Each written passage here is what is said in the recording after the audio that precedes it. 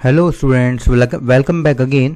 सो मैं आज आपको वो वाला वीडियो बताने जा रहा हूँ जो स्टूडेंट्स को ज़्यादातर प्रॉब्लम रहती है।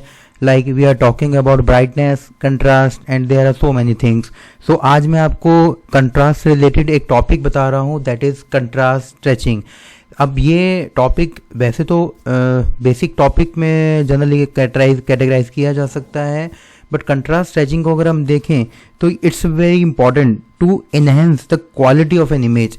तो जब हम क्वालिटी को इनहेंस कर रहे हैं इन टर्म्स ऑफ कंट्रास्ट, तो कंट्रास्ट स्ट्रेचिंग जो है ये topic it comes under the linear transformation function. It means कि जो कंट्रास्ट स्ट्रेचिंग है बेसिकली वो just we are comparing contrast stretching along with intensity level slicing and bit plane slicing। तो एक आपने टॉपिक सुना होगा विंडो स्लाइसिंग, या फिर हम बात करते हैं ग्रे लेवल स्लाइसिंग।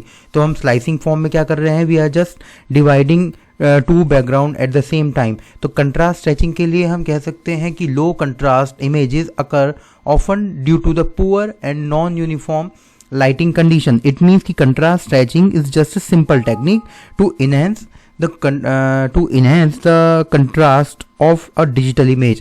तो यानी कि जब किसी भी कंट्रास्ट स्ट्रेचिंग को हम वहाँ पे अप्लाई करते हैं जहाँ पे हमें किसी भी पर्टिकुलर डिजिटल इमेज को उसकी कंट्रास्ट को हम we are just increasing a number of times and we are helping by mapping the pixel value to a wider range। it means we are increasing the range of an image। तो ये जो range की बात हो रही है वो range basically just connected to the intensity levels in an image। so जब कंट्रास्ट स्ट्रेचिंग चलेगा तो contrast stretching it can improve the visibility of details and feature in an image. यानी कि जब हम बात कर रहे हैं विजिबिलिटी की, तो विजिबिलिटी भी बढ़ाएगा, साथ के साथ हम इसके फीचर्स की भी हम बात कर सकते हैं कि ये कंट्रास्ट स्ट्रेचिंग हमारे फीचर्स को भी अपग्रेड कर रहा है किसी भी पर्टिकुलर इमेज के। तो स्पेशली ओरिजिनल इमेज जब अब हमारी ओरिजिनल इमेज की जब कंट्रास्ट लो होगी या पुअर लाइटनिंग होगी, तब उस केसेस में हम कंट्रास्ट स्ट्रेचिंग जैसे टॉपिक की हम हेल्प से हम इसको अपग्रेड करेंगे।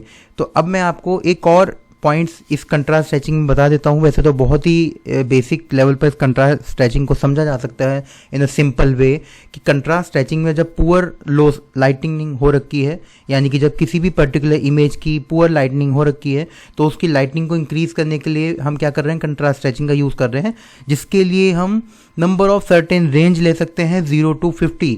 यानी कि हमने एक बेसिक रेंज ली है 0 to 50, जैसे कि आप इस ट्यूटोरियल के अंदर आप देख रहे हैं ये 0 to पर्टिकुलर रेंज मैंने सेलेक्ट यहाँ पर करेक्ट की है, और उस पर्टिकुलर रेंज के अकॉर्डिंगली हम क्या कर रहे हैं, कंट्रास्ट को हम स्ट्रेच कर रहे हैं अ नंबर ऑफ टाइम्स। तो ये जो हम कंट्रास्ट स्ट्रेचिंग करेंगे तो उसमें we are generating a number of points like it is denoted as R1 S1 and R2 S2 that control the shape of the transformation. यानी कि ये जो कंट्रास्ट स्ट्रेचिंग है इसको हम डायरेक्टली ट्रांसफॉर्मेशन से भी रिलेट कर सकते हैं, जैसा कि आप इस ट्यूटोरियल के अंदर देख रहे हैं कि ये पुअर लेवल स्लाइसिंग है, यानी कि पुअर लेवल कंट्रास्ट है। तो कंट्रास्ट हम बढ़ाया तो एक पर्टिकुलर सेट ऑफ रेंज के साथ हमने कंट्रास्ट हमने बढ़ा दिया है, तो जिसके चलते हमें एक बेटर इमेज मिल रही है। बट हम ये नहीं कहेंगे कि उस पर्टिकुलर इमेज की क्वालिटी बढ़ रही है, क्योंकि उस पर्टिकुलर इमेज की क्वालिटी को हमें बढ़ाने के लिए हमें उसके कुछ मोर देन पैरामीटर्स पर काम करना होता है। But right now we are understanding the basic concept of contrast stretching. अब ये कंट्रास्ट स्ट्रेचिंग में एक और पॉइंट्स हम ले सकते हैं, लाइक हम बात कर रहे हैं इसके कुछ फैक्टर्स की। लाइक अगर आपको कंट्रास्ट स्ट्रेचिंग समझना है तो आपको कंट्रास्ट स्ट्रेचिंग में ग्रे लेवल स्लाइसिंग को भी समझना होगा। तो मैं आपको फाइनली इस वीडियो के थ्रू ये कंक्लूड करना चाह रहा हूँ कि कंट्रास्ट स्ट्रेचिंग के through we are improving the visibility of details, a number of details and improving the features of an image.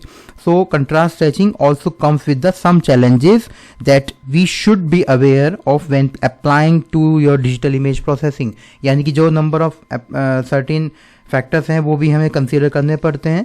सो इसके अकॉर्डिंगली हम कंट्रास्ट स्ट्रेचिंग को एक बेटर लेवल पर लेके जा सकते हैं। तो आई होप आपको बेसिक पॉइंट समझ में आ गए होंगे कंट्रास्ट स्ट्रेचिंग के। फिर भी अगर आपको कुछ डाउट है तो आप प्लीज़ मुझे कमेंट सेक्शन में ज़रूर बताएं कि आपको ये वीडियो कैसा लगा, और आपको इस वीडियो से रिलेटेड जो आपके क्वेश्चंस हैं एक बार आप मुझे वो ज़रूर बताएं। So thanks for watching this video.